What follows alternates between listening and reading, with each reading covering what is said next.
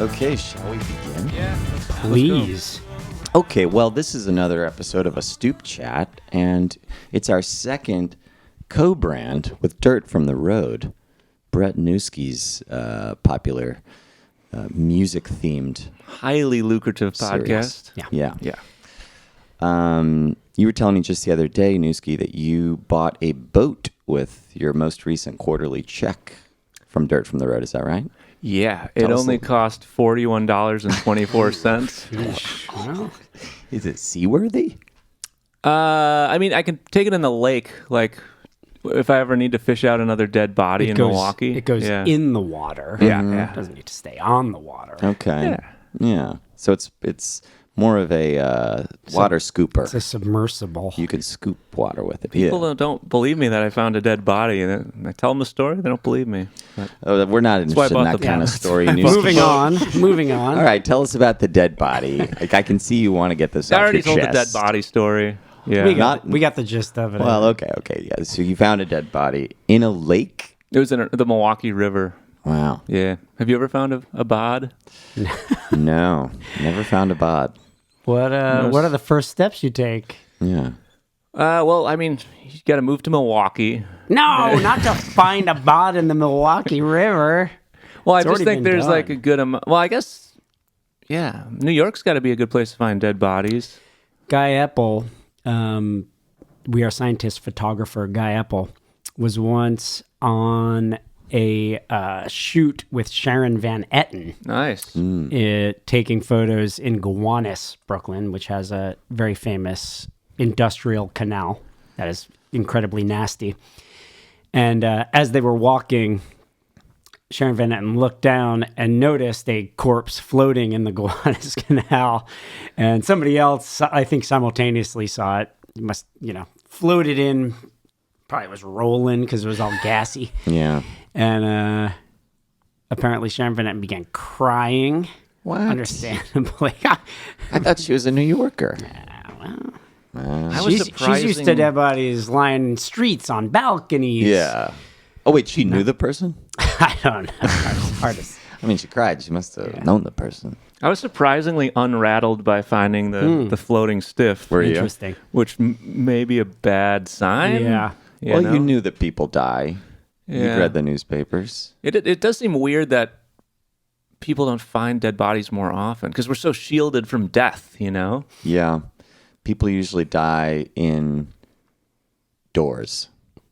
Like from the Indoors. doors. No, band? inside buildings, I think, like in rooms, whether it's Yeah. a hospital or in their own home. It seems unlikely to You're not gonna die just out and about Yeah. spontaneously Although I think without notice. body of water is probably the most likely Yeah. place you're going to find somebody besides an accident scene, like a car accident. The portal to graduation.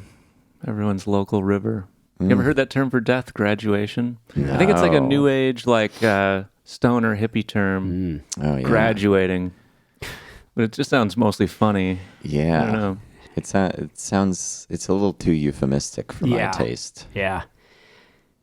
Like, even if you're couching death as moving on to something else, it's just as likely a demotion. You think so? Yeah.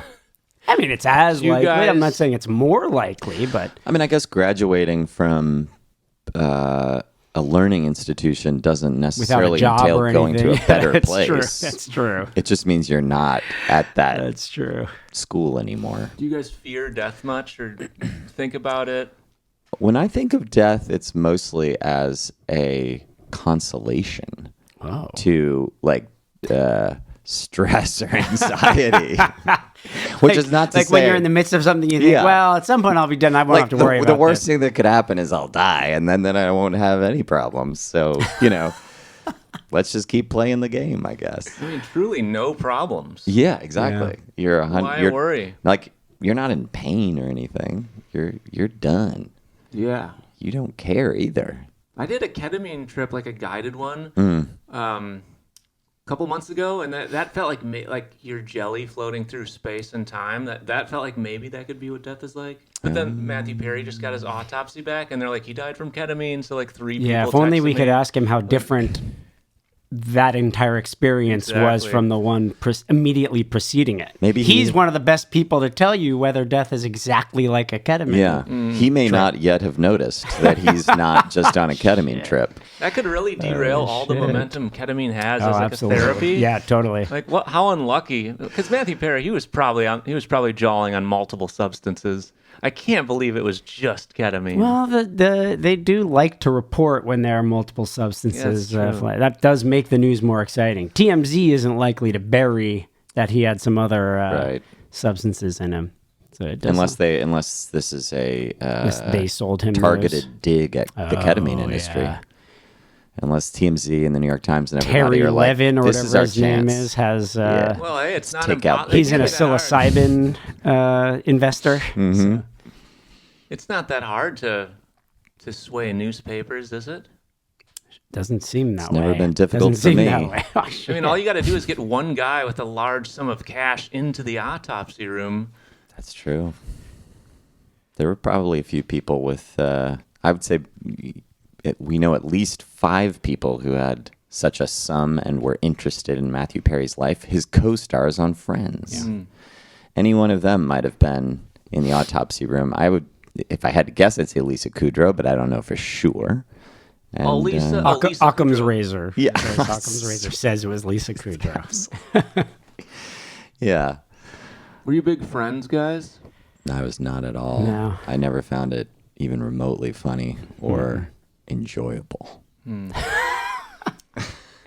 But I definitely Well, no recognize I'm in the No huge reunion minority. episodes, Chris. Yeah, I'm in the tiny minority there. I think maybe like the first season when it was a skyrocketing phenomenon, I was interested in it as like, whoa, these are all people that nobody's ever heard of who are now suddenly gigantically famous. Yeah. Making a bad TV show. This is interesting. Yeah. I think I liked that, but I don't think I watched past season 1. Wasn't there a story about Courtney Cox having been discovered because she got on stage with Bruce Springsteen? In the Dancing in the Dark video. Oh. Got on stage. She was cast. She was cast to get on stage with Bruce Springsteen. Gosh, that was like her first role of any significance. Which of the Friends, this is what we call a segue in the business. Yeah. Which of the Friends do you guys think would have made the best frontman? Which Best one? front man. Yeah. Oh, I'll man, tell you the I right don't answer see- after you guess. I think Courtney Cox. You think Courtney Cox? Yeah. Yeah, I see Aniston more as like a auxiliary guitar player, and I see Matt LeBlanc as more of a TM tour management role. Yeah, maybe like a bongo player. You're generous, Keith Murray. I think LeBlanc has roadie energy. I yeah. think he could move some stuff around. He You could mean set you're up some demoting him amps. from TM to roadie? No, I think he could deal with equipment. I don't Yeah. think all TMs can necessarily even do that. So it's not necessarily a demotion. I feel like LeBlanc could You get feel he has a little more utility than your standard yeah, TM? I think might? he could keep guitars in tune. He could he could Now probably even I'm do a worrying- minor repair. I think we're butting up against the limits of his skill set. minor repair. What would Ross be in the band? Agent. Yeah, booking agent. Yeah. He's got agent vibes. Not a great hang. Good business guy. Good businessman. I mean, some agents are we love our agent Mike Morey. Yeah. We mainly keep him around for the hangs. I mean, you just supported a tour that Mike failed to put a support on for many months, and then we Thank you, finally, Mike Morey. yeah, and it was Mike's. I don't want to call it ineptitude, but his bungling of the I support. think question. Mike wanted us to take the reins on this, and we were not. We were very happy to do so. We were unresponsive for many months. Yeah, that's true. I had a That's true. quick sidebar to. I've never had any amazing, high-powered American agents such as Mike Morey. I've cycled through a few on the circuit, and after one show in Milwaukee, our booking agent came to town. He was at the show, and my support band, Mike Maines, I said Mike Morey, he's like, hey, I don't have a place to stay. Agent man, can you put me up? He's like, yeah, I got you, dude. I got friends in Milwaukee. So he calls up his buddies in Milwaukee. They're like, but yeah, we're just going to party a little bit first. takes my support act Mike to, he said, full blown crack house, like mattresses on the floor, holes in the wall, like bizarrely thin, like twitchers. And he said, they're like, "Oh, what's up, dude?" And they knew our agent by name, and they're like, "Hey, hit this." And like without even thinking, he's just like, "Oh, thanks, man." And he just smoked a crack pipe right in front of Mike Main. That's a cool agent. That's a good agent. He was a good hang. I don't think Mike Morey smokes much crack these days. Yeah. He's got a family now. He's a family man. He's got to hold it down. But Mike's a good hang. Mike's a party. Top tier hang. Yeah. I get intimidated around like cool industry people, or I used to, you know. Who's an industry? I guess you might not want to name names, but who's an industry person that you found intimidating in person? Well, yeah, not even anyone like names anyone you guys would probably know, but just like, I think when you're starting out, you know, in those first couple of years, you're like, oh my God, that's the guy from the record label. Right. Yeah. And you just figure like these people can change your life overnight. Like maybe that's how it used to be. I don't know. But the more you hang out and stay in the game, it's like, the more you're like, oh, this is just like a local drunk guy. Yeah. Who, like, who was probably in a failed band. Yeah. He was probably in a failed band. It does seem important to their perceived coolness that they are in a position of power, not that they are particularly cool. Right. Not that they are in fact cool. Right. It is that weird, they're like, a gatekeeper. There is a little bit more justice, I feel like, in the music world now. Like, just like, you know, 15 years ago, you would meet a guy who writes for Rolling Stone at a party, and like he would make it known to you that he writes for Rolling Stone. Yeah. And like that guy would be like, wow. And then you could hear people in the room being like, that's the guy who writes for Rolling Stone. And there was like and then, I mean, the guy's a decent writer, but just a person. Yeah. You know? I remember being disabused of industry coolness being equal with power. Industry power being equal with coolness. When I don't remember what the name of the magazine was, and I guess I shouldn't say it, but we met a guy who ran like a pretty popular, I think it was fairly emo focused, but like print magazine in New York. And he really liked our band and wanted to meet up. And we went for drinks. It was in the East Village, and he sat down and he ordered chicken wings. And while we were hanging, do you know the story I'm telling? Do you know who this is? I remember it. And while we were sitting there drinking and talking about like, oh, maybe you'll do a feature on us or something, he was eating these chicken wings and he was actually biting the bones, and like blood from inside the bones was coming out and like on his lip and stuff, and not in like a cool, like, this guy's depraved. It was just, he didn't really seem to know how to eat chicken wings, I guess. He was just a slob. Oh. And I was just like, oh boy, I guess maybe this guy needs to be hanging out with us. Yeah. Like maybe he's desperate to hang out with We Are Scientists. A high cultured man. Yeah, it was. He was like the main bad guy in Men in Black. Who's the actor? Is it Benicio del Toro? Is that the guy who's half bug? The guy who turns into a bug? Oh, Vincent D'Onofrio. Vincent D'Onofrio. Twitchy guy? Yeah. He ate chicken wings like that guy probably would. Yeah. Yeah. I mean, it's... Or like your trash grinder. Your trash compact. Your disposal. Your disposal, yeah. Yeah, I mean, you know me, I'm a douche of a man, but I feel like it's real hard to not be judgy of someone who just sits down and orders like 40 tenders. And you're like, I thought, you know. I mean, that's fine, but how do you eat them? This guy should be on That's what tenders. separates the men from the boys. How you eating those tenders? He should be on. If he were on tenders, he should be on boneless. Deboned chicken is his thing, I think. Yeah. Why would anyone order bone chicken? Because you can get no bones. It was like hot. It was like it was a hot wing. You know. Okay. Yeah. They do put bones in those. They like to bone those. Put bones in those. I don't know. Yeah, I mean, I think at this place probably there were no bones initially, and they just shoved some in there. Yeah. Sounds like a Brooklyn move. Yeah. Oh, this was the East Village. This is Manhattan. I remember meeting Seymour Stein in Austin at South by Southwest, and that was I think that was like kind of one of the only label people whose name I already knew. Right. Whereas he was like famous enough that you were just like, holy shit, this is Seymour Stein. Yeah.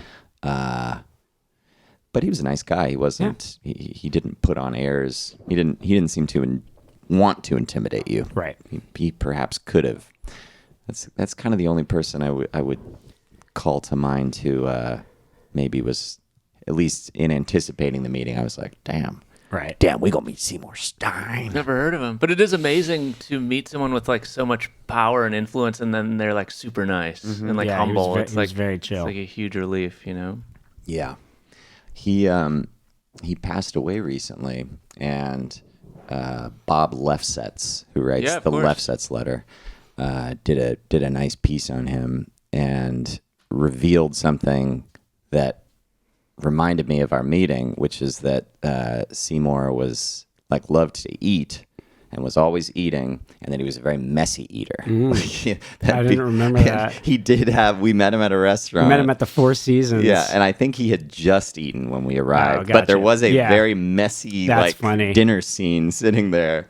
I guess we missed the actual show, but apparently he was a famously sloppy eater. I like that in a powerful man. Yeah. Have you guys Then been? you probably liked that meeting I was talking about too. I guess maybe I did. That might have been. You ever seen the movie That Thing You Do, where the record exec is just plowing food and like chicken wings, and Don't remember that. the guy from the band wants to go talk to him to like try to get signed, but he's in the middle of dinner and he interrupts him during his dinner, and the guy flips out on him. Maybe that was based on. Could've been a Seymour reference. Stein. You might just be remembering that. But I think Seymour Stein famously would eat in front of you. Okay. He was not But apt this guy to get didn't. upset. This guy didn't like to be interrupted. He Seymour didn't. Stein, Yeah. he was at his happiest. He loved to when a eat crowd while was- chatting. yeah. Yeah, exactly. Have you guys been starstruck around any people in recent years, or any good starstruck stories?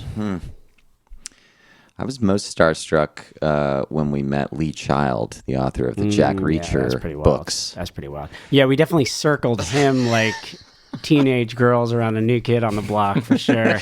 We did. Yeah, took a while before we mustered up the energy to talk to a man who had nobody talking to him. We were at a book fair essentially Yeah. at this club in Manhattan, and there were probably a dozen authors, and they each were kind of sitting behind a desk with a bunch of their own books, and Lee Child was being ignored, shockingly. Yeah. I mean, this was well into the Reacher series. I don't know how he was being. Nelson DeMille had like 50 people thronging around Nelson him. DeMille was more that speed, though. I have the feeling that a lot of the people there were kind of older than Lee Child's For sure. demographic. That's true. Which, I mean, Lee Child's demographic is pretty old. Yeah. Say 50s is still. I would have thought so. But yeah, these were old people, and they really liked Ann Coulter a lot too. We met Ann Coulter and got our photo with Ann Coulter. That took almost no effort. That was, we didn't have were to not work up worried any about courage that at all. No. Yeah, in fact, while we were building the courage to talk to Lee Child, we were like, okay, let's take a photo with who's this ghoul? Yeah. Oh, Ann Coulter. Okay, Ann let's Coulter. Take, Wow. What was the line for Coulter? I think Coulter had definitely more fans than Lee Child did. yeah. This club is like a Republican sort of stronghold in the middle of Manhattan, and so she was much more sort of a flavor of the moment in those days. I mean, I would think those people would admire Reacher's resourcefulness and libertarian credo. Yeah. He might be a little too humanitarian for some of them. Yeah. And they, I think they like metaphorical knee breaking more than they like physical That's true. smashing of kneecaps. Also, he's very often overcoming a wealth differential to murder a big bad That's who's true. who's got a town in his grip he with is money. bringing down economic powerhouses, which they don't like. They can't like that very much. I He's a couldn't Jean tell you Valjean. one face of an author. Like, I don't know what any authors look like. You know what Stephen King looks like. Yeah, I know it's Stephen King. Although he's also a famous actor, so that's not fair. He's been in That's not films. fair. Yeah, it's true. I guess I don't know what like Tom Clancy looks like. Tom Wolfe. I know you what would Tom Clancy looks recognize. like. Although I guess maybe if it were just his face and a bunch of other white-haired guys I might not know. It's got the If he had his suit suit. that helps. Yeah. If he had his suit on. You'd know Philip Roth, probably, right? I don't know. Maybe I Philip wouldn't know Roth's a Philip pretty Roth by distinctive face. looking guy. I don't feel like, I mean, just sweeping with a wide brush here. I don't feel like authors would be like guys that would like seek the limelight as much. But I could be totally wrong. Well, yeah, I mean, their medium is certainly one that does not require them to be physically present or visible. Yeah. Whether or not they want public adulation, they're often pretty bad at interacting with people because they spend so much of their time alone. I feel like we've kind of just left the age of the rock star writer, but even in the 90s, guys like David Foster Wallace or David Franzen, people named Dave. Yeah, any Dave would be very successful. Would be pretty successful. I am having more trouble thinking of women who I don't know what achieved Jennifer that. Egan looks like. I guess Zadie Smith. Yeah, we all know what Zadie Smith looks like. Well. Anyway. Well. What about you? When's the last time you were starstruck, Newski? I told you my Shaq story. Yeah. I was very the only one I can really think of is being kind of starstruck around Courtney Barnett. She just doesn't say a lot of stuff. Really introverted, and I'd actually met her and her band randomly in Australia before they got super famous. I went to a show and started talking to this girl at the bar, and it was Courtney Barnett. We talked to her for 15 minutes. Ended up going out drinking with them all night in Melbourne. But then I got home from this ramshackle Australian tour a month and a half later, and they were like on Rolling Stone or whatever. Right. And then I ran into her the next time I went over there, and I was like, I got nothing. Truly nothing. Couldn't you fall back on the memories of that night? Like, remember that time in Melbourne when we went out drinking? Courtney? I was in a haze of depression and drunkenness because I had flown there to visit a girl I was dating who broke up with me right when I got there. Oh, boy. So Cool. I don't even, it was pretty good. I mean, I've talked about that on the pod before, but total depression, I don't know if you've ever had gotten cheated on before, but it is a wild feeling, Yeah. Sure. Yeah, terrible. You just feel like such a chump, A cuckold is the word. Is the word they a great invented word. for That's that. almost exactly what you feel like. Yes. Yeah, that's funny. Yes. I very recently was starstruck by Charlie XCX. I forgot about that. God, I don't know any of these names, but continue. Charlie XCX made, by a huge distance, my favorite record of 2020? Crash? 22, yeah, 22. That was last year, wasn't it? Yeah, 2022. And she is dating, now engaged to the drummer of the 1975, who Mike Morey books. Nice. And so I went to a festival in Vegas with Mike Morey. He just invited me to go as a hang because he didn't want to go to Vegas by himself. And we loved 1975, and I was like, oh yeah, this will be fun. Go hang with Morey, see a great band. So we were backstage hanging in 1975's little compound because they were headlining. And, I was chatting with, the dudes in the band who were headlining the festival and multiple nights in MSG, and was like, oh, this is a normal, no social inadequacy going on. And then I saw Charlie XCX, and I just got really quiet and just didn't want to talk. And I was like, I'll just stand over on the side. Should I? And then we spent the rest of the time backstage being like, What could I say? I should go say hi to Charlie XCX. What would that even look like? Is this a band or a person? So it's a one person. Okay. Yeah, it's a A woman. lady? Yeah. And that was also part of it. Is I also didn't want to be rolling up on some lady sitting there by herself. You were trying chatting. to. Yeah. So that was that was part of the calculus I was doing. And then in the end, I just didn't say anything. I never talked to Charlie XCX. Even as she was hugging Mike Morey. I would Right. I'll just hold Mike Moore's bag over here. I'm his bag man. Yeah. Well, Cain was saying how You get recognized around Brooklyn a lot, A, because you're in a popular indie band, but B, you've just lived here so damn long. I mean, I think And you have cool I would hair. say the main thing is the hair. Cool is hair. immediate. Main It's- thing. you son Yeah, of a I bitch. can't believe you said rotten you did son it. of a bitch. I didn't do that. So, did I you was ever, trying to be cool about it. My dad's like, oh, is he the guy with the cool hair? Handsome guy. Talked to my dad this morning.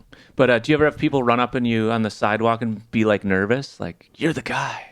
Yeah, people definitely do act like psychos pretty often. Wow. Yeah, people act really weird. And I don't even mean because they worry that they're in like the presence of greatness. I think it is just sort of like my Charlie XCX thing. It's just like, well, I guess I don't really know what I'm supposed to be saying right now, and now I'm in a conversation with someone that I don't actually know. Yeah. Yeah. And I guess I could just talk about them to them, which is a weird thing to do.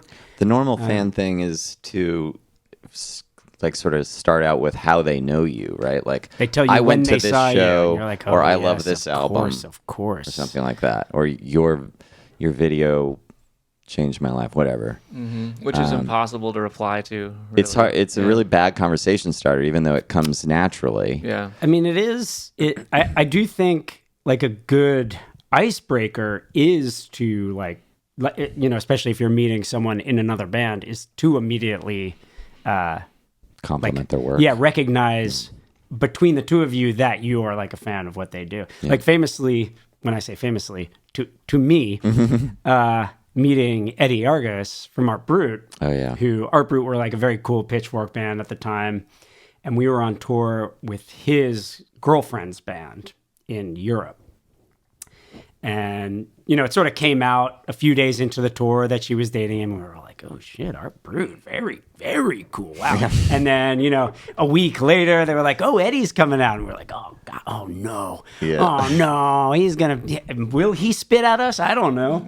Yeah. He's also like very he's an outspoken fellow. So we're like, he's mouthy. he's really going to give us a tongue lashing, Yeah. probably. And so we were sitting at a table in catering one morning, and he sat down at the table. I was sitting next to his girlfriend. He came in and sat down, and I was like, oh boy, here we go. And we were all just like kind of quiet for a minute. And then I was like, man, I gotta say, I fucking love your band. He was like, oh, I fucking love your band. I didn't want to say anything. I didn't think we were cool enough. And I was like, oh shit. And then we like pushed his girlfriend out of the way and immediately became best friends. Oh, that's cute. Yeah. It's a good move. It's just, and yeah, I think it's a good move because it immediately takes away your concern about interaction with that That's person. true. Not that it's like, oh, I'm buttered up, I like you now. It just, it makes you not worry about your footing in the It conversation. sets the tone as a friendly one. Exactly, Because especially as someone who's, publicly known, somewhat famous, whatever, somebody could come up to you like we came up to Ann Coulter. Right. Yeah. Like That's true, I that's feel true. it makes you feel like I feel like a jerk in retrospect, but yeah, we were both sort of snidely taking a picture with Ann Coulter, and she probably gets that a lot, unfortunately. Well, it's kind of her fault. I mean, yeah, I would say almost 100%. But anytime you are publicly knowable, someone could come up to you and kind of be like, "Oh, this piece of shit. I'm gonna go say hi to this idiot." When you know you made it. I definitely every time I'm like stopped or waved to on the street, it makes me wonder how many multiples of people recognize me but don't say anything, and what I'm doing when that happens. Yeah, trash picking. Am I crying on the sidewalk? Right. Yeah. Am I trash picking? Yeah. Am I being yelled at Right. by my mom? Crushing a rat under your Am I- boot? yeah. And then looking for a second one. Tell Newski about your Noel Gallagher encounter. Noel Gallagher was a big starstruck moment. We were, and I think because it was fairly early on in our career, so we weren't, like now I think if I met Noel Gallagher, I probably wouldn't be as starstruck as I was. But we were at the NME Awards, and it was our first time being at the NME Awards, so we were also just like, holy cow. And also we had a lot of disdain or lack of knowledge of many of the people that were there who were being widely celebrated. Was that when they had you do like a red carpet interviewing, or was that just That your was own? a later Enemy. Okay. That was later, This was like our first time. We were kind of just like a brand new band that they were into and knew were kind of like camera friendly. They knew that we wouldn't panic. Yeah. So I got invited to present an award, I think. And so I was backstage waiting to do my award presenting. And Noel Gallagher was directly in front of me.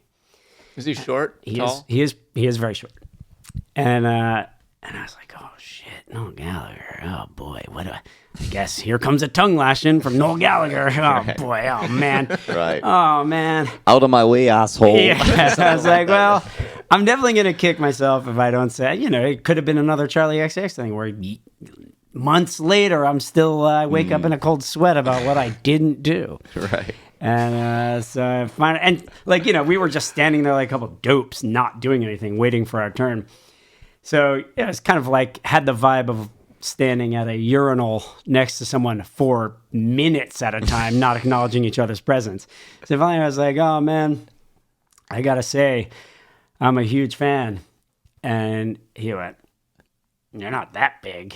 And then he laughed at his own joke. And of course I was like, wonderful. And then he went, scientist. And I was like, wow. Yeah, yes, That's great. It's working. Yes. Thank you, NME. Gave our manager a raise. Yeah. That was it? Any more? And then he was like, fuck off, mate. Yeah. No, he was very friendly. He was cool. He was a cool dude. Seems like he'd be. It was backstage, killing time chit chat.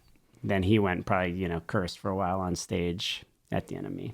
And I presented an award to, the Automatic or someone. Who did you present to? I don't remember. I have no idea what award I was giving. So it wasn't heartfelt?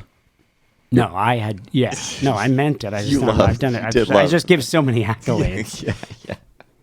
Man, that must have been kind of fun. You must have felt like, wow, it's like British Hollywood. Here we are. Yeah, that was the thing, is that we were not very big Anglophiles at that point. No. So I think we were unduly impressed. I remember Ian Brown was putting out a solo record that year, and he performed. And our British booking agent, we were sitting at a table with him, and while Ian Brown was performing, our agent looked like he was going to cry. He was like so fucking happy, and we were like, who's this idiot? This guy sucks. I mean, Ian Brown, no matter how good his songs are, Ian Brown cannot sing. True. And also he dances like a fucking idiot. Like a monkey. He dances like a monkey. That's why he's the monkey man. That's his thing. The monkey king, or whatever he's called. Whatever they call him, not thinking that's an insult.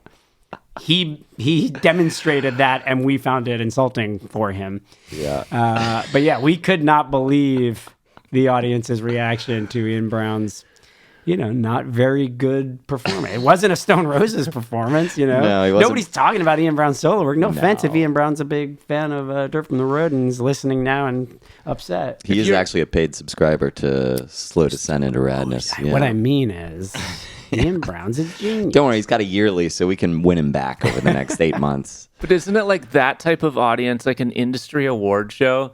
Everyone watching the performance has to be a little bit in their head of like, do I display that I love this? Will it score me the cred? It's not like a natural environment. It's not like a natural concert environment. Well, I think that was what was so notable about the Ian Brown thing, is that Ian Brown is legitimately royalty. Yeah. So like everybody could just be. Is he a pop singer? I don't know who he is. He's the lead singer of Stone Roses. Oh, got it. Fair, totally fair not to know that. Heard of the Stone Roses. I don't think I had ever heard of the Stone Roses when we started touring in the UK. I definitely hadn't listened to a full Stone Roses album. Yeah. I knew like 3 Stone Roses songs. Yeah. Although Elizabeth was really disappointed in me that I didn't know the Stone Roses were. She was like, yes, you do. Yes, you do. And I was like, no, but they all love him over there. And she's like, no.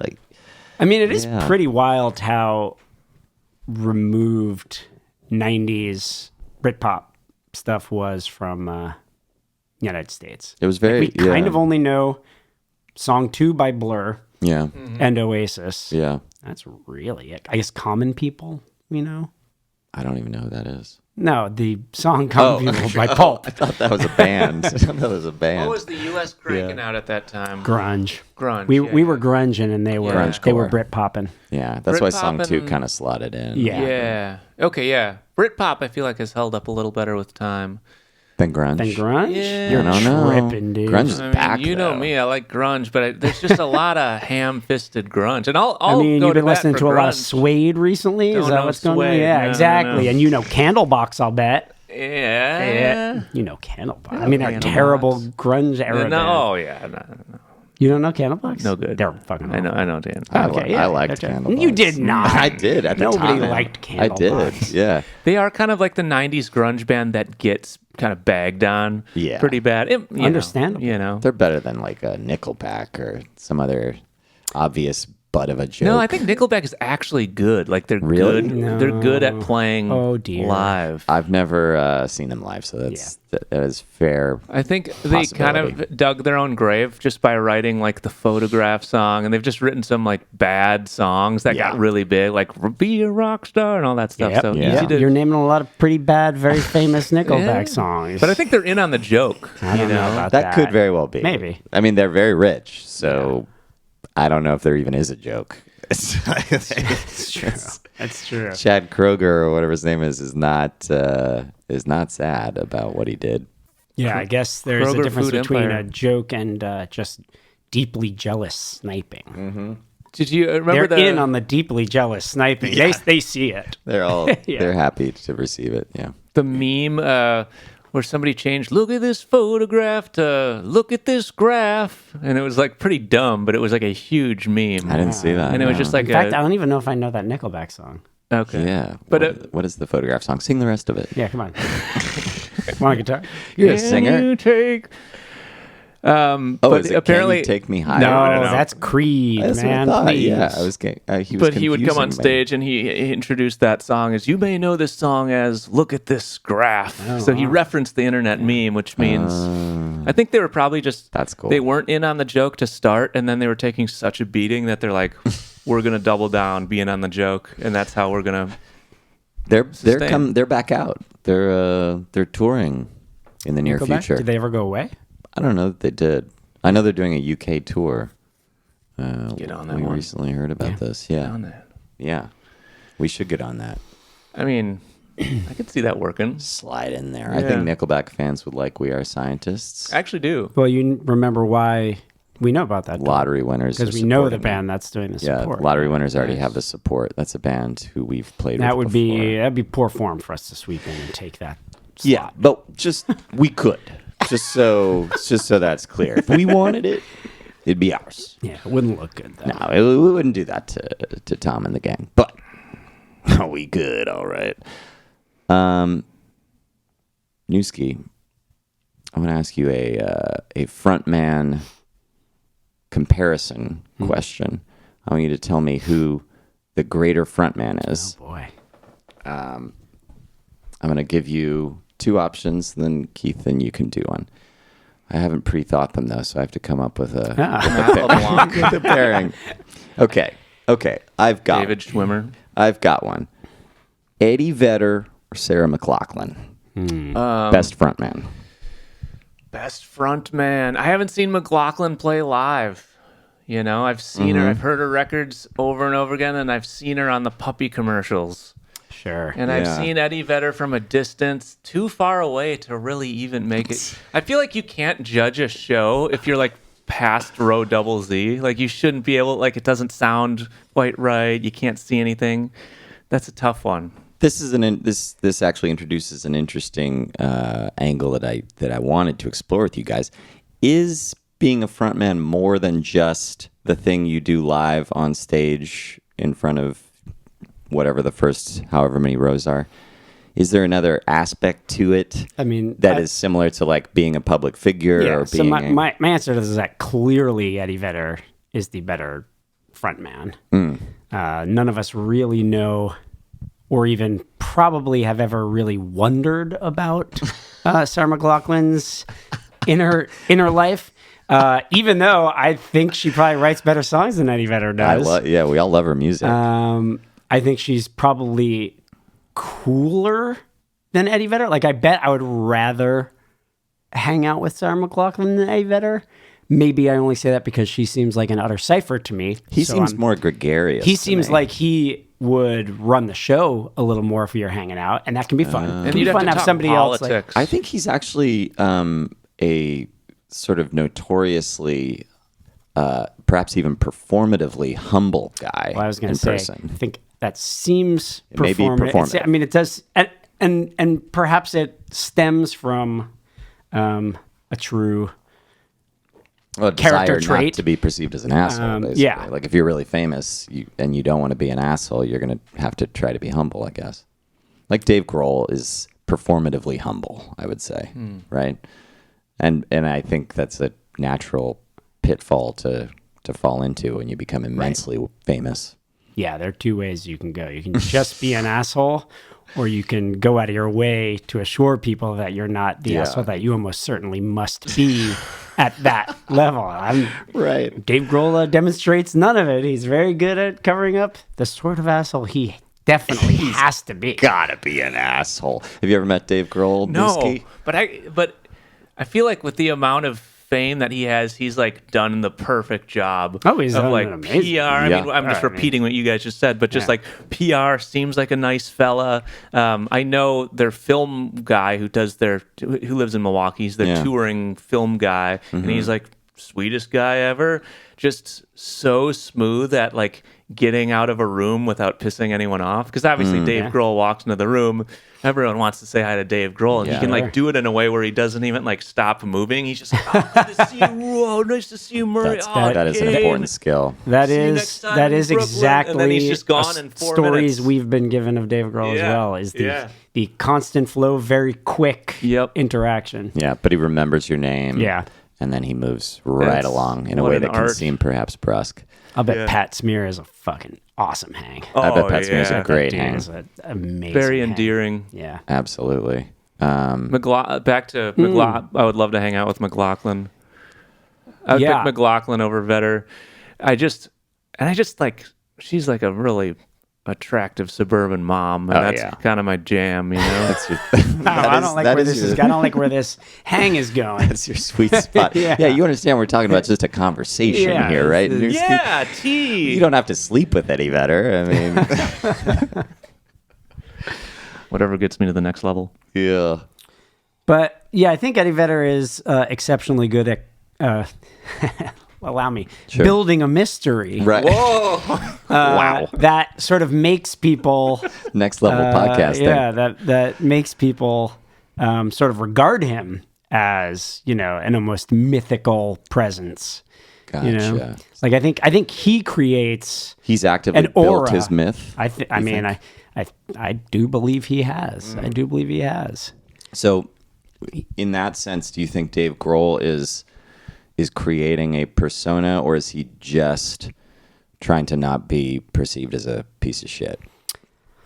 No, I think Dave Grohl has also created a persona as the raconteur he now is like trying to... Sort of the Martin Scorsese of music.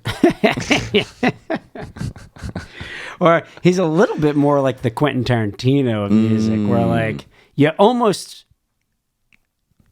You almost want the interview with Dave Grohl more than you want the new music. Right. Right. Almost. Yeah. What about Chris Martin? Is Chris Martin doing a better job than Dave Grohl at not... Like, Dave Grohl seems to flail at persona creation, by which I don't mean fail. I just mean that he seems very actively involved in his own... See, I don't know. Perception. Whereas Chris Martin, I believe Chris Martin's very active in his myth building, but he seems more laid back about it. That's funny. I think I feel laid back about it's a different thing. I don't know. I think Dave Grohl's public persona is probably closer to his actual persona. It's just amplified. I think Chris Martin probably shouldn't be a public figure, but has learned to be, Yeah.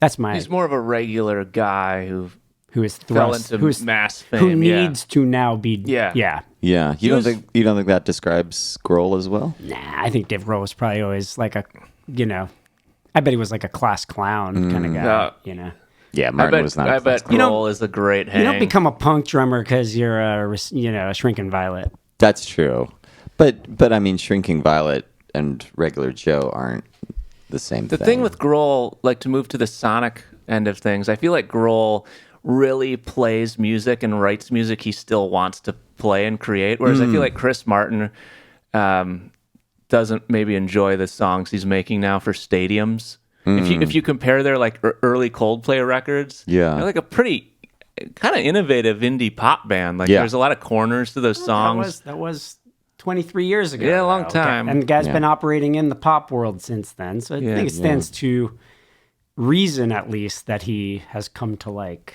I mean, I like the pop.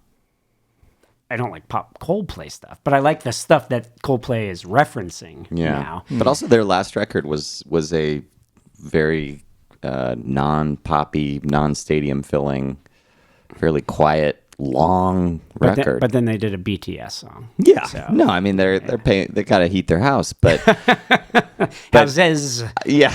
But I think Chris Martin is still making music he likes. I assume he liked that last record. I don't know why else you'd put it out. A lot of holes in my argument there. Here's a question. Is like, speaking of people who are masters of creating personas, is Taylor Swift a frontman, or is that sort of pop star thing distinct from being a frontman, which I tend to think of as being a member of a band, and she's not really a band, right? Yeah, I mean, I think that's just parsing the term. Okay, I think she's a I think it's frontman. the same kind of job. Like Beyonce's a frontman? Michael Stipe is kind of just a pop star Sure. who's in a band. Yeah. So does it matter that you have that you have a band? Is that they're all doing the same thing? Singers. They're all kind of doing the same thing. Yeah. What about a singer who plays or doesn't play? Does that matter? No, I don't think You that guys matters. both play. Does it matter to what? To what you are. Like, is there a difference between a like Morrissey who stands there? I think if you can And- pull off not playing an instrument while singing, it can be cooler. But it's also way easier to look stupid if you're just singing. For sure. Yeah, know? I think maybe a singer who doesn't play anything and is successful at it is a more successful frontman. Like, do you ever like, you'll see one of your favorite bands, like the front man just kill, slay, playing guitar solos, ripping, smooth, sexy, kill, owning the room, and then he puts down the guitar for one or two songs, and it just looks kind of weird. Yeah. Like, sometimes they can pull it off, but then sometimes they're just like, I don't know what to do with my hands. Yeah. And there's just too much Sure. theater, and it just looks really bad. Yeah. That is that's a great insight. I think Alex from Arctic Monkeys, in recent years has started doing that, putting down the guitar some of the set, and he does it well. But it's hard. I think looks he hard. almost seems excited to put the guitar down and Yeah. get to the fun bit where he true. does squats and stuff, and That's true. What's his moves? a lot of like showman, like over acting, sort of sarcastic. Yeah. Like playing the front man. Okay. Is he a good hang? He's a great hang. He's awesome. Yeah.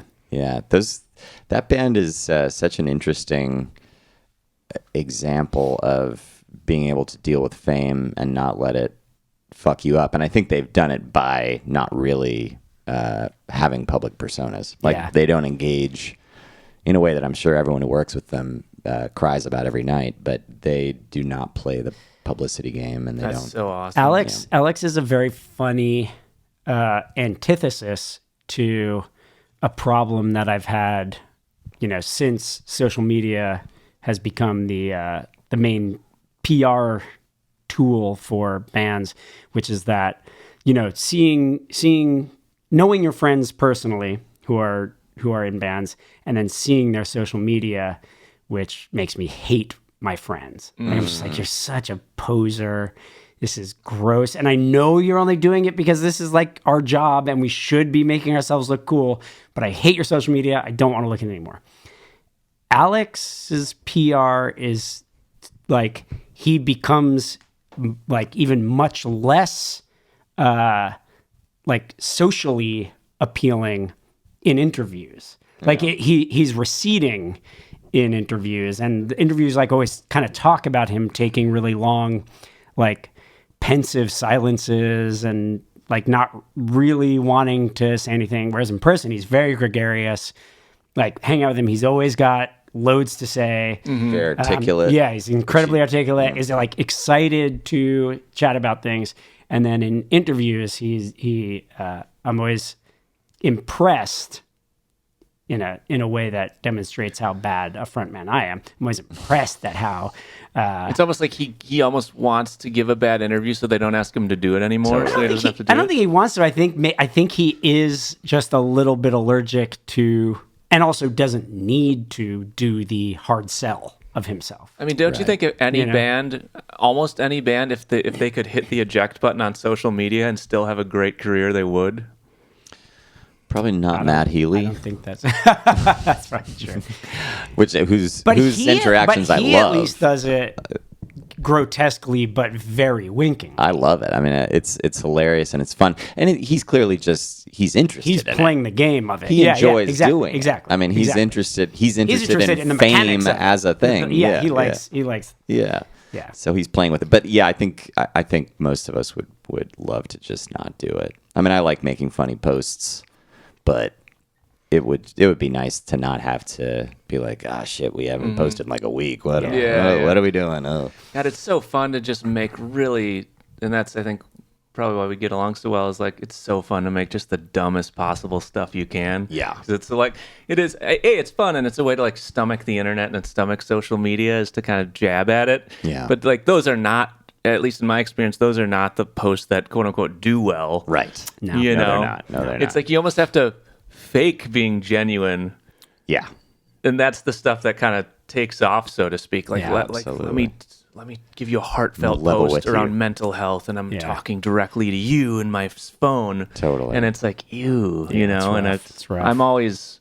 I don't look back at any post I've done beyond like a couple years ago, because I know there's probably cringy shit in there, you know, and I'm trying to learn. I'm sure I put out cringy stuff now to this day. I love rewatching our sketches. Yeah. Oh yeah. I also think I'm pretty proud of our social media history. I doubt there's much in there that we would not at least be fine with, if not even laugh at. No, I mean, in a good way. Yeah.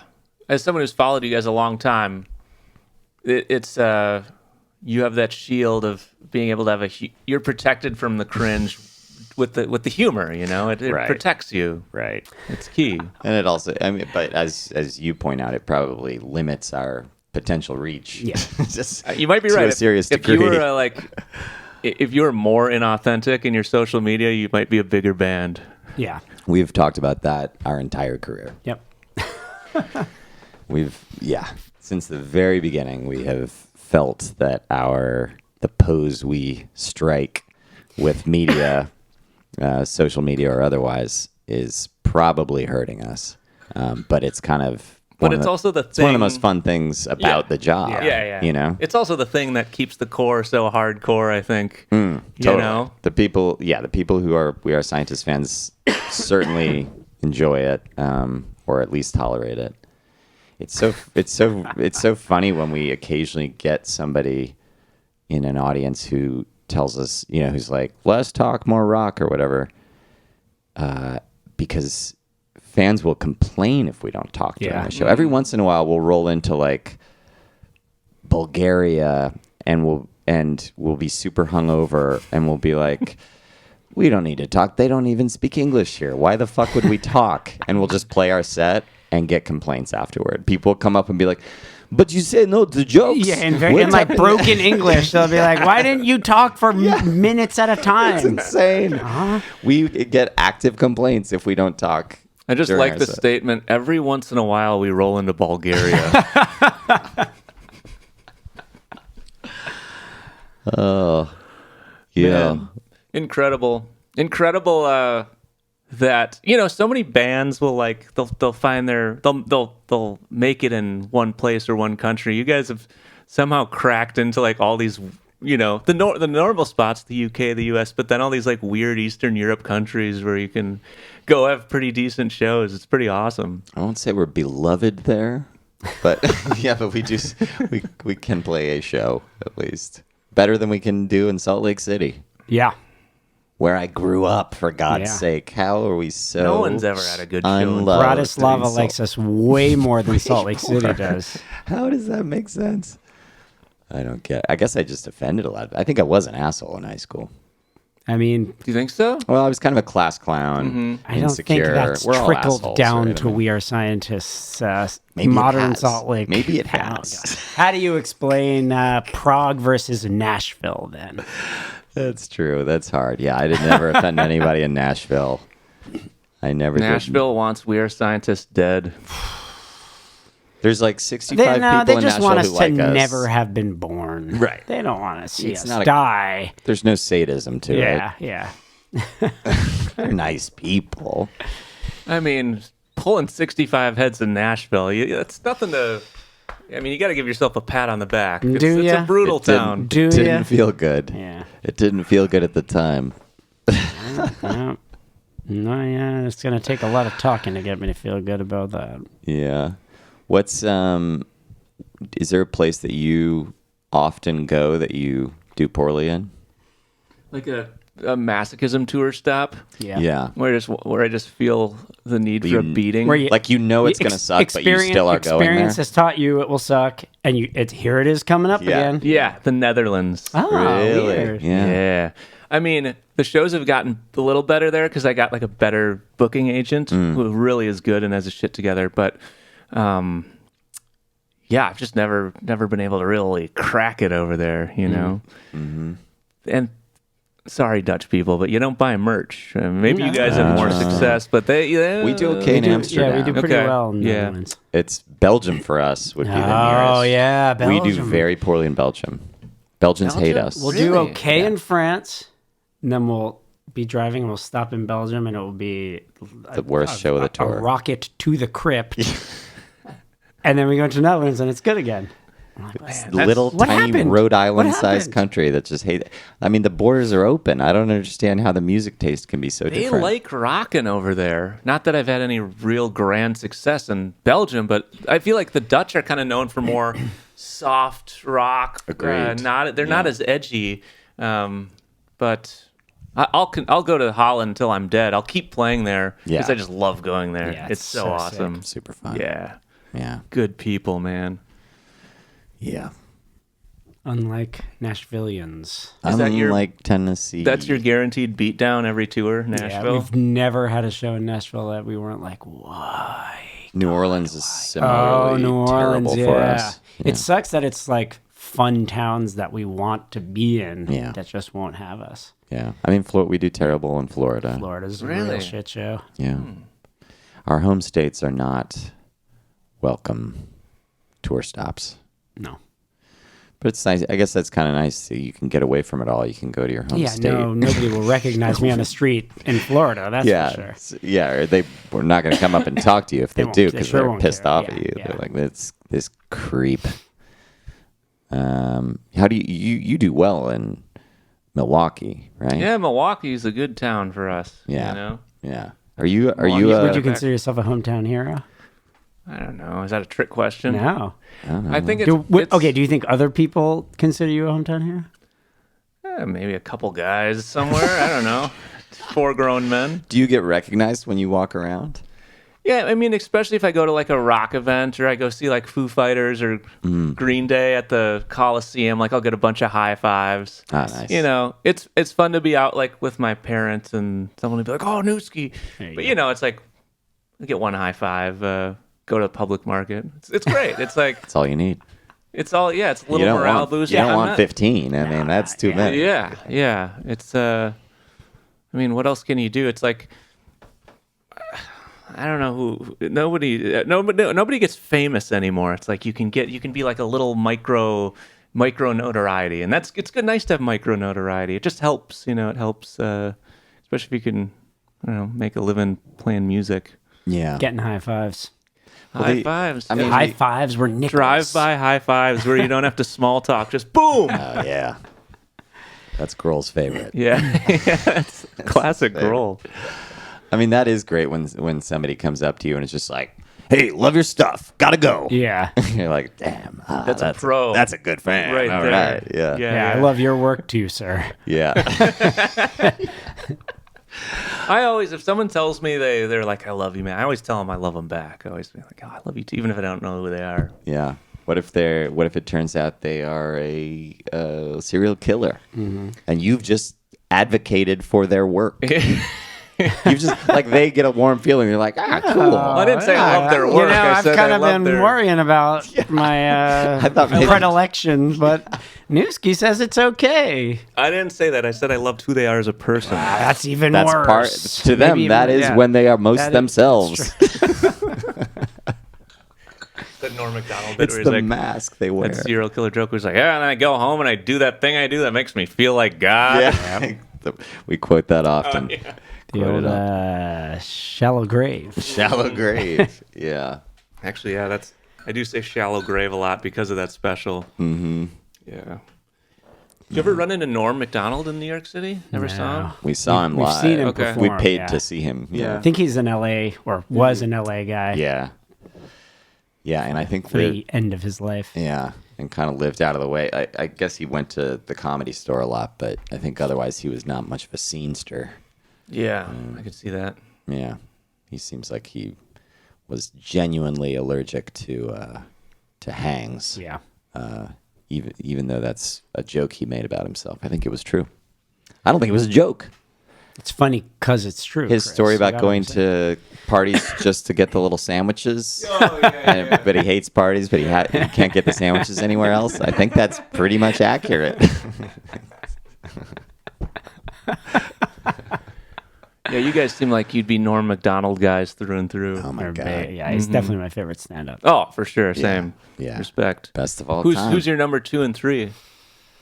Neil Hamburger's my number 2. You ever see Joe List in the city? No, never seen Joe He's List. a hell of a comic. Nice. Yeah, I'll check out this Joe List. the latest Shane Gillis special is pretty incredible. Yeah, He's Yeah. he's a beast. he's good. He's good.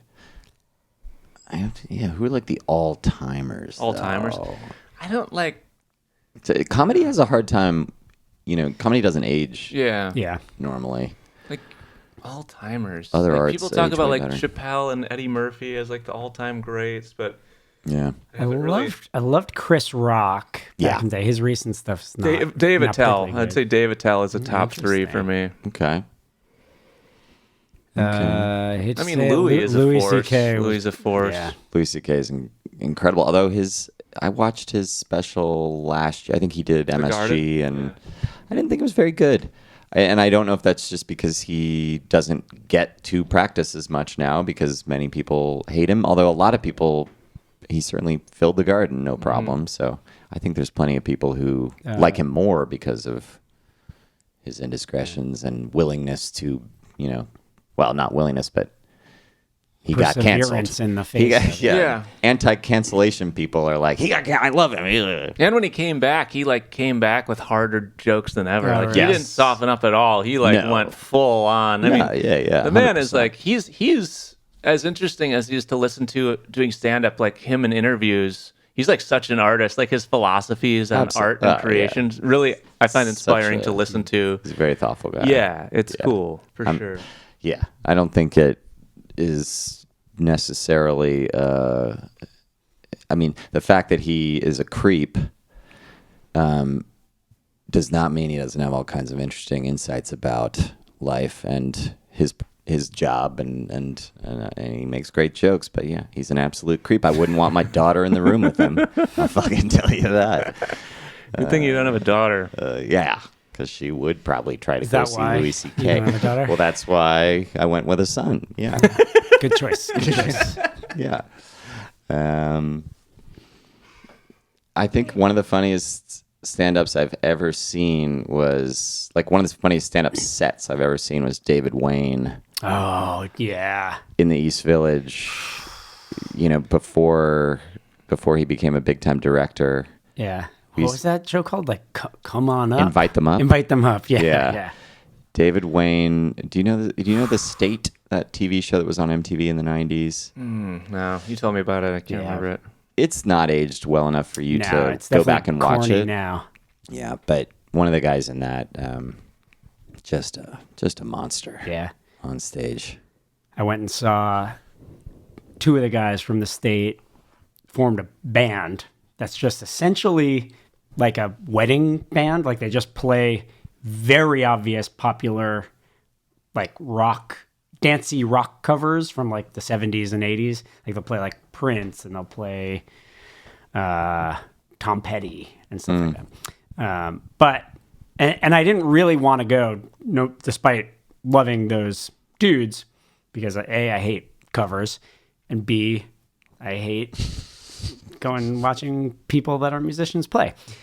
And I don't think I like live music that much either. I like live music. I just don't need to watch dilettantes play live music, Right. you know? Right. People who are only getting to do it because they're famous for something Exactly. else. Yeah. Yeah. Like 30 Seconds to Mars. Right. Anyway, the show was essentially just a comedy show and just had like written bits between every single song. And it was fucking hilarious. It was really good. And it was about 3.5 hours long. Wow. It was great. Wow. Oh my It was God. great. Let me ask you this. So, let me try to phrase this correctly. Is live music better live versus a recording, or stand-up comedy better live versus a comedy album? Or like a Netflix special? Does Yeah. that count as the recorded? Yeah. I would definitely rather watch a recorded comedy special than listen to a live album. No, Is that what you're asking? Versus seeing it live. Yeah. Seeing a live comedy show, the Yeah. gap to glory. That's what I'm Does saying. that make sense? It's like I'd rather, I don't really listen to live albums very often.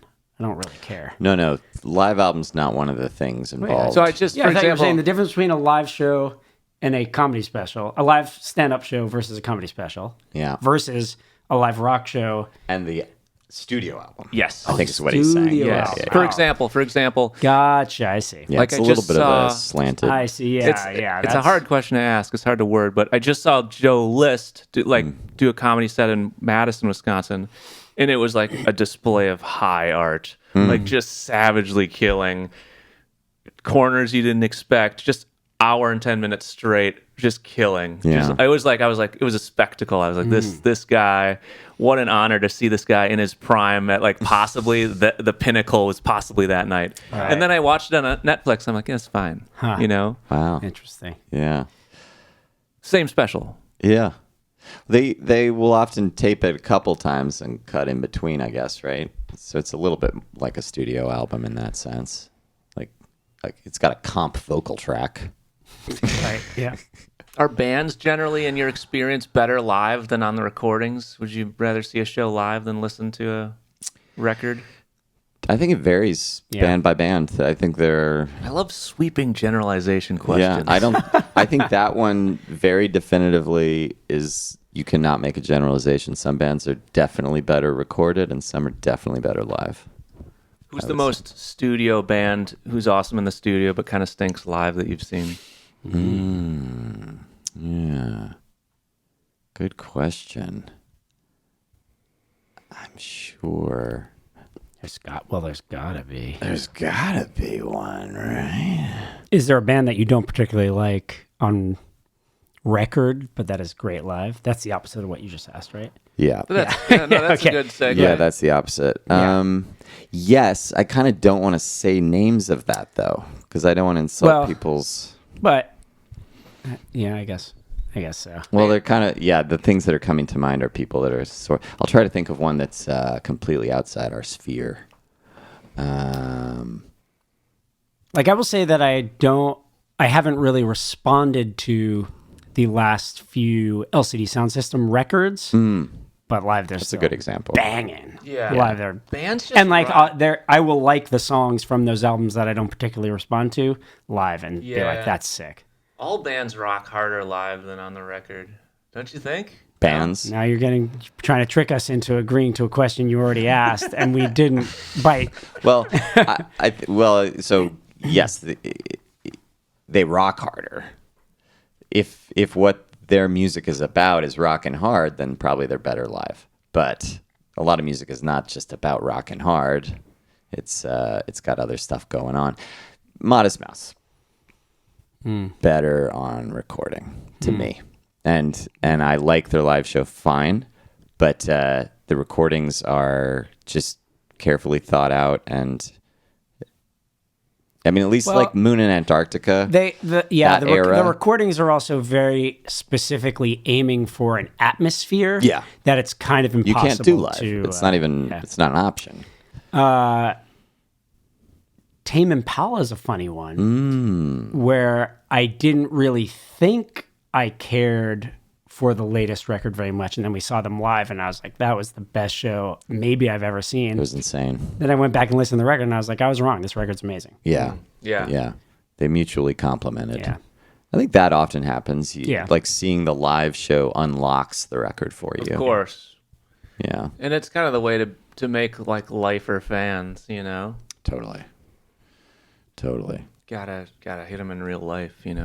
Have you seen a band that you seem to want to say that that live is better than recorded, but can you think of a counterexample where you like the record more than the live? I guess like Spoon is like a good example. Like they're okay live, but they're like their studio records are like unbelievable. Yeah. You know? Yeah. And it makes sense that the live show would be, I don't know, it's fine. I'd go see them again. Yeah. But they're not like, he's not like a holy shit front man. They're just standing there. I think that's the thing about Right. Spoon is that they're really good live, but they're not very charismatic. Yeah. They're Great songs. They're playing their show. Yeah, they're No, just getting that's- the show done. That's a little bit what the Strokes are often like, but they're pretty awesome live. Yeah, they're unbelievable. But they also do it with, don't give a shit panache. Yes, you know, yes. Like And they have- Spoon needs to project a little don't give a shit instead of just not giving a shit. yeah. I did one of the greatest band meltdowns I've ever seen on stage was like seeing Spoon in Chicago 12 years ago, and like apparently the monitor guy just wasn't cutting it, and lead singer just went postal on monitor He went guy. Billy Joel. Went full Billy Joel not once, like 3 times during the Whoa. Yikes. Just like it was pretty not awkward. fun. I've never fucking heard sound on stage this fucking bad, and we've been a band for 30 goddamn years. Oh it was my God. It was pretty full on. Yeah, I mean I'm not exaggerating. Oh my God. Do you fight after that set? Like when Brit walks off Man. stage and the monitor guy's standing there, do they fight? Do they have to Did punch you, each other? you heard about the latest Brian Jonestown dust I up, heard right? about that. Oh, They had I don't- another on stage Oh, no, I fist didn't know fight. that. Man, I love that. And Is this tour promo though? part of me kind of just wonders if Anton is like, Yeah. man, we haven't really been moving We've too gone many soft." tickets. Sorry, dude, you're gonna have to take the fall. After this, you can't be in the band anymore because we got to fight on stage, okay? I mean, he literally was like, it looked like a cartoon. They were chasing each other in a circle on the stage. No way. You can't tell me that doesn't translate to at least hundreds of thousands Well, of streams. unfortunately, they did then cancel the tour, so they didn't sell any more tickets. Didn't help with ticket sales. That's true. And the streaming But money's next not really tour, great. yeah. That's it's a flawed model, But, but yeah, I think they were trying something. Anton's you know? inability to wait for the backstage fight is remarkable. Is remarkable. Yeah. Come on, be like Kings of Leon. Wait till you're backstage. I can't. There's nothing that upsells a live event than a fight that you don't expect. Like I just went to a Bucks game with my dad last week. Huge fight. Yeah. Bobby Portis, Milwaukee Bucks hero, got thrown out of the gym. Is that hot? What is that? Bobby? team? Oh, Milwaukee Bucks, NBA. Basketball. NBA basketball. Gotcha. Yeah, National Basketball Association. And they fought on the Yeah, so Giannis, On you the know deck? Giannis The guy Antetokounmpo, from Foles? 6'11", guy from Foles, indie rock wow, hero. he doesn't look plays for the 6'11", Bucks yeah. part of the time. The rest of the band is super tall. Yeah. They're all 7+ers. He went up for a dunk, and then some goon on Indiana like tackled Giannis, our star player, and then like our kind of like enforcer went to go fight him because he was Oh, sticking wow. up for his teammate. is And, enforcer an actual position or he? It's a He always hockey. gets in the fight. It's like yeah, he's you- yeah. That's Is this the thing in basketball? It's not like on the not roster like Bobby Portis, like Gotcha. forward That's not- / enforcer. Gotcha. That But would is be it- cool though. is it That's even at the slang that level- you're A using A goon in to- hockey, gotcha. it's a goon. He's Right, kind of our sure. goon, Got but it. he's Okay. good. He's Got like a it. Got it. talented goon. Right. And he can so skate. he went to go fight this guy, and then the bench is cleared, and they're all like holding each other back, and you can see him saying the F word lots of times from a distance, which is always fun. And then both teams bench clearing, almost brawl. You're like, ooh, is this Wow. going to be like a Malice in the Palace where it spills into the fans and I have to, start fighting 6'11" dudes from Indiana Pacers? But it was awesome. And then our crowd just does a Bobby chant. Bobby Portis, so they're like, Bobby, Bobby. And you have like 18,000 people yelling Bobby when he's like about to Wow. fight this guy. It was like a real 90s sports moment when Yeah. they fought all the time. But they didn't fight? Well, I mean, they tackled each other. Yeah. And no fists. Once you throw a fist, you're like ejected. Gotcha. Like the Right. guy from You Golden allowed to State. elbow a guy in the tummy? Yeah, you gotta be Yeah. sneaky about it. Yeah. You know? And you guys keep little razors in their sleeves? They have long fingernails. Oh, that's why they all have to wear tank tops? Yeah. Because they were all hiding razors in their long sleeves? But now they Prison have those- rules. Now they have those arm sleeves. Oh, yeah. That's just the way to get razors into the game. Nice. Yeah. It's the messed NBA. up. The stakes are high, It's a lot of money in this game. Big Plus, bucks. getting baskets is fun. That's true. I love to score. I love Who getting doesn't? baskets. 5 minutes. All right, we got to go to dinner soon. Oh, yeah. All right, let's wrap this pod. Gonna go to eat China. You're the host. You wrap the pod. Well, gentlemen, it's been an education. Jesus. Brett Newski, what's next for you? It's been an honor. I've no dates to plug. It feels good. Nothing to plug. Nothing. First time in my life, I am not self-promoting something. Nice. Plugless. All Feels right. really good. Keith Murray, anything on the frontier, on the horizon? Yeah, we got this show in the desert somewhere far in Nevada. in Nevada, yeah. In May. Okay. 5 months from now, Yeah. we'll be playing in the furthest reaches of Nevada. Okay. Come. What's the? Do you have the ticket link? Burning Can you Man? speak the ticket link aloud? Yeah, http / Bezos.org. Fantastic. Yeah, well, why not buy these tickets on Amazon? grab them on Amazon. Pick up Does some. Bezos.com just redirect to Amazon? I've never tried. After Is it available? Let's Sarah, find Can out. you see if Bezos.com is available? Get our research how much Can we get a cost? number crunch on this? Our producer, Sari Murray. All right. Thanks for hosting. This has been really fun. Real I can't pleasure. believe we're going to go to another night in New York City. I feel like I'm 21 again, 4 nights in a row. I haven't fatigued once. You're in the big leagues. Damn. And All right. your batting average is high. Boom. Thanks, fellas. Much love. Let's hit the applause button to close out. Yay.